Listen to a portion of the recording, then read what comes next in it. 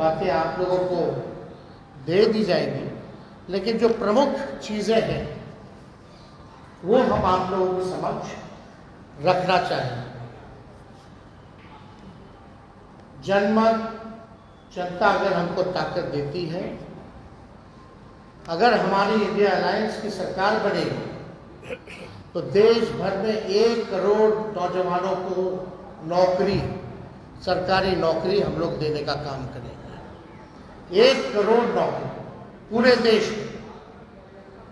पूरे देश में 30 लाख नौकरियां जो है रिक्त पड़ी हैं, उसको तो भरेंगे ही भरेंगे, लेकिन 70 लाख नौकरी का जो है पदों का हम लोग सृजन करेंगे। आप लोग जानते हैं नौकरी, बेरोजगारी सबसे बड़ा हम लोगों का दुश्मन है। आज भाजपा के लोग इस पर कोई चर्चा नहीं करते। 2 करोड़ हर साल उन्होंने नौकरी का वादा किया, लेकिन हम लोग सच्चे लोग हैं, जो कहते हैं वो करके दिखाते हैं। तो पूरे देश भर में 1 करोड़ लोगों को हम लोग जो है सरकारी नौकरी देने का काम करेंगे।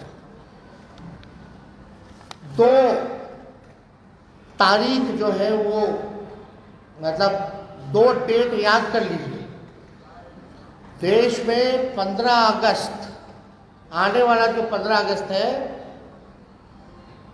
आपको बेरोजगारी से आज़ादी मिलना शुरू हो जाएगा। आने वाला जो, जिस समय हमारा देश आज़ाद हुआ था, जिस तारीख को, हम लोगों का प्रण है कि हम लोग 15 अगस्त से बेरोजगारी से आज़ादी हम लोग लाएं। यानी सरकार आएगी तो 15 अगस्त से हम लोग जो है नौकरी की प्रक्रिया शुरू कर देंगे। दूसरा तारीख आप लोग ध्यान से रखिएगा, जो आने वाला रक्षाबंधन है, गरीब परिवार की बहनों को हम लोग प्रत्येक 1 वर्ष में 1 लाख रुपए का सहायता हम लोग देने का काम करेंगे। जो रक्षाबंधन आएगा उसी दिन से हमारी बहनों को, जो गरीब परिवार में है, हर 1 साल 1 लाख रुपए का हम लोग जो है सहायता देंगे। और आप लोगों के समक्ष हम बताना चाहेंगे, तीसरा, कि 500 रुपए में गैस सिलेंडर का भाव जो है कर दिया जाएगा। आज जो है 1200-1500 मिल रहा है। अगर हम लोगों की सरकार बनेगी तो इसको, महंगाई जो चरम सीमा पर है, महंगाई को कम करने के 500 रुपये में गैस सिलेंडर जो है उस चीज़ को हम लोग कर देंगे।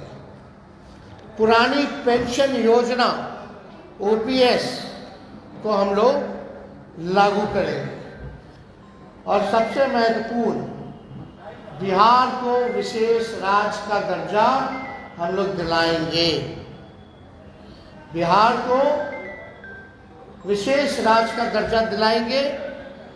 अगला पॉइंट, ये भी बिहार के लिए बहुत ही महत्वपूर्ण है।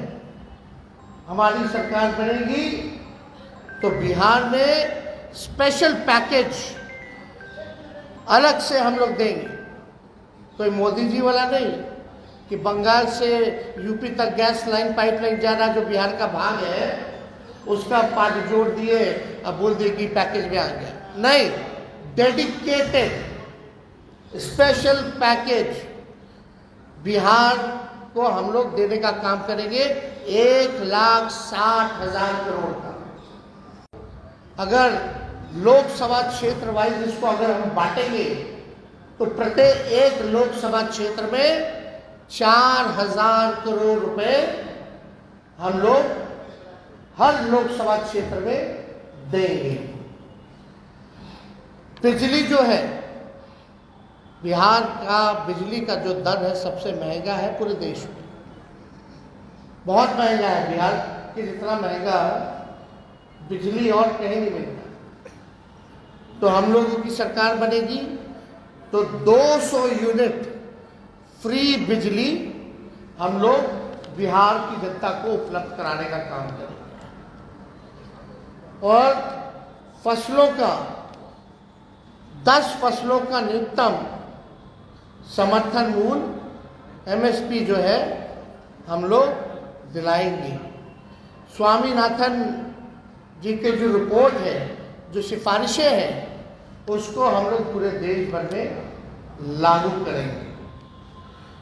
और ये भी बहुत ही महत्वपूर्ण बात है, हम जगह जगह जा रहे हैं, नौजवान बहुत परेशान है अग्निवीर योजना से।